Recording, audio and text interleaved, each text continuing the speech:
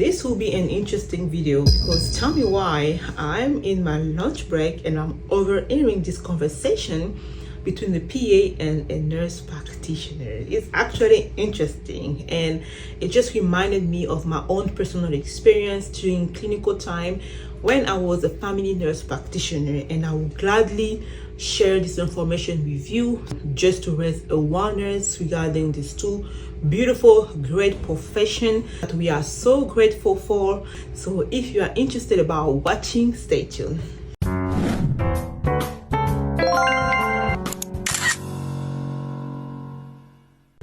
You guys, I am in my lunch break right now in one of the PRN jobs I'm doing, and tell me why I'm overhearing this conversation between the NP and the PA, and it's actually interesting.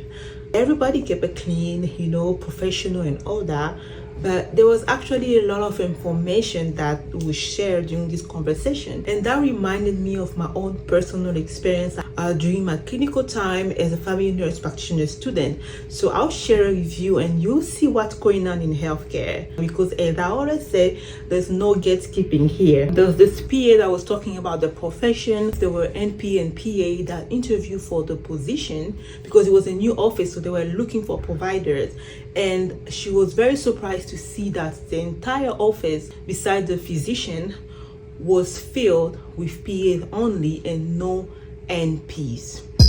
That really reminded me of my own personal experience during clinical time. I've shared with my husband before that I believe that physicians prefer to work with physician assistant because it's the same model and they know what to do with them. However, us as nurse practitioner, we the way we want our profession to be seen is like independent, bossy girl type of thing. Like we can do it on our own. We are our own profession. We are not physician assistant, which is true. I don't want to generalize, but many providers I have personally encountered prefer working with PAs because, as I said, they just know how to work with them. They're physician assistants, so they work with them. It was kind of sad for me to realize that they were looking to hire a new provider for this new, she's a brand new office. About 10 providers were needed, and all the positions were filled with PAs only and no nurse practitioner. So I'm not mad about it. Again, as I say, based on my own experience, I kind of know how the industry works now, and that's why I literally started sharing my experience in this platform on YouTube here, because I feel like those are the things that people need to know. And personally, I've been a victim, man. Like healthcare has kicked my butt. So my experience as a family nurse practitioner student, it was actually funny, but I was desperately looking for a provider at some points during my DNP program, that I ended up finding a physician that agreed to take me in and precept me for free, because people be out there paying for Preceptor. That's another topic we'll talk about, because there's no gatekeeping here.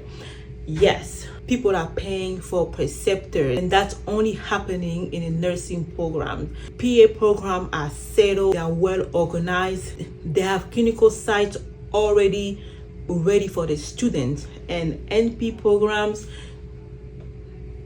you on your own, and people are out there paying for Preceptor. I am not gonna tell you how many times I've got emails asking me to join this platform to be able to precept students for 1K, for 2K, depending on how many hours the students need. We'll talk about it. But I was desperately looking for Preceptor, and I was not willing to pay that much. I found this physician that was willing to precept me. I was very grateful, and she took me in. It was a really big office as well, and they had about maybe 15 providers in the office. That's how big it was. All the providers were physicians. 15 providers, all of them physicians. And then mind you, that was in 2020. it was in 2020, so about 4 years ago.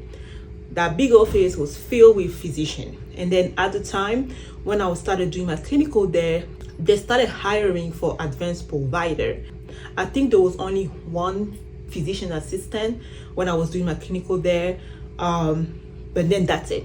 So 15 physicians and one PA. So again, being grateful of my time there, thankful for the provider who really took me in and showed me everything I needed to know.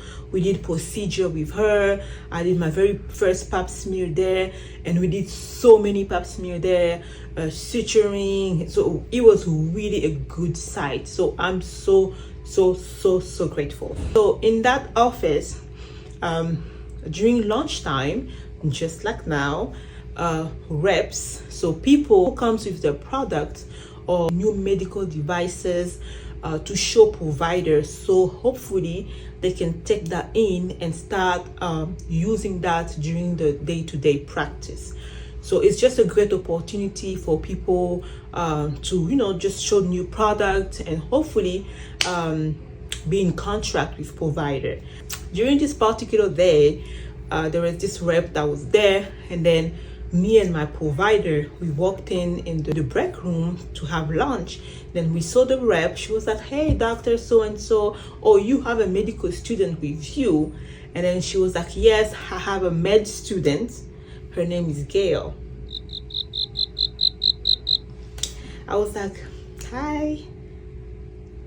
I didn't know what to do. I didn't know what to say. And at the time, I didn't know what to say, to be honest. I didn't know what to say. And I just assumed that it was just based on how the flow of the conversation went. She didn't correct the person. I mean, she knew I wasn't in med school, I would assume. She signed the paperwork, but it was kind of weird that she didn't say NP student. She said, "Yeah, I'm here with my med student." But physicians take on a lot of students, so gave her the benefit of the doubt, believed that she was maybe busy, overwhelmed. I'm a medical student, okay, no problem. So but one thing I've noticed, she will constantly ask me, "So what do you actually gonna do as a nurse practitioner? So what do NP actually do? Like, are you like a PA?" So she'll constantly ask me that. And that was after the day, like a few weeks after we were having a conversation. And she was like, "Okay, so tell me, what do NP do?" So that was a great opportunity for me to actually educate her and bring awareness to our profession. So I did. I was like, "Well, we work as our own. We are like advanced provider. We can do this, just like you are training me. I'll be able to do this, independently." Many states actually require us to collaborate with a physician, but it doesn't mean that the physician have to be with us in the office. The physician is just like maybe reviewing one or two charts, but we are handling everything by ourselves. So I kind of just trying to educate her about her profession. But then another week, I think it was the following week, she was telling me this story about her friend who was a nurse practitioner, and her patients were calling her a doctor.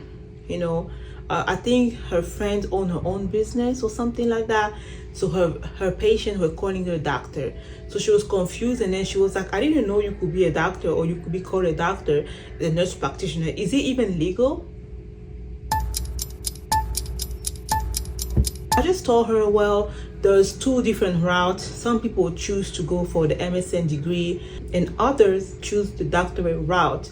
And at the end of the day, the job description, that everything we do, is very similar. I've noticed that PA tends to have more opportunities for jobs compared to NPs.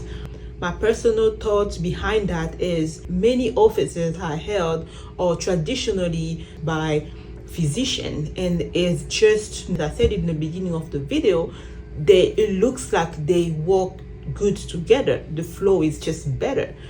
But NP is it's kind of weird. It's kind of weird because we want to be our own boss. We want to do this independently. I think really ends up biting us so hard because we have less and less opportunity and even the pay. Like my PA friends, we apply, both of us got invited for an interview. She got offered more than what they offer. And I feel like together, PAs and NPs, we all work well together. We just stay on our lane. We know, you do your job, I do my job. It's very sad to know that there is this thing going on behind closed door that many students actually don't even see or don't even know.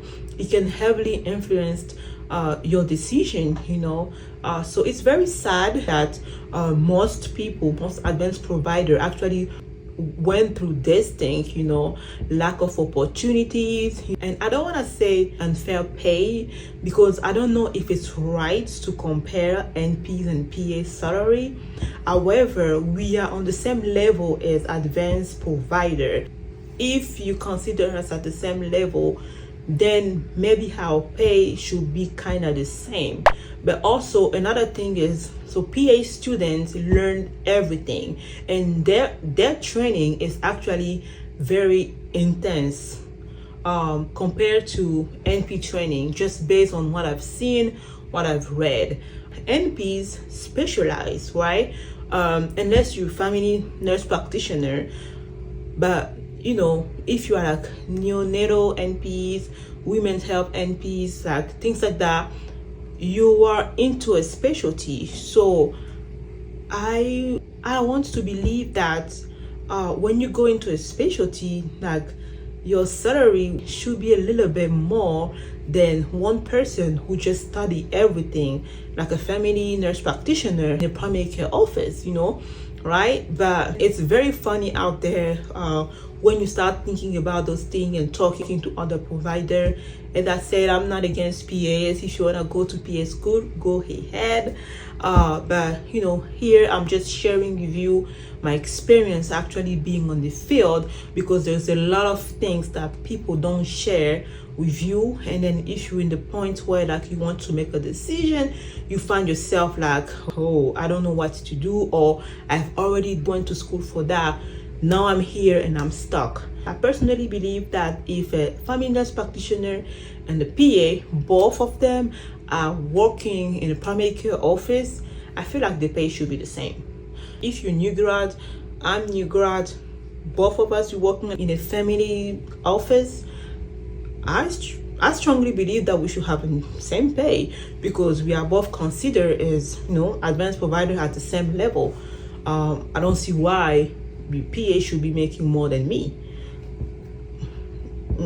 And I don't even think it's right comparing those two professions, but because we do the same thing, people can compare. I'll highly encourage you to do your search before going to school. Just do your own search and look at the job opportunity for both profession in your area, and see what will be best for you. I keep it clean, I keep it 100 for you, so that you know better and you don't make the same mistake as I did. I'll see you in the next one. Thank you guys for watching and subscribing. Bye.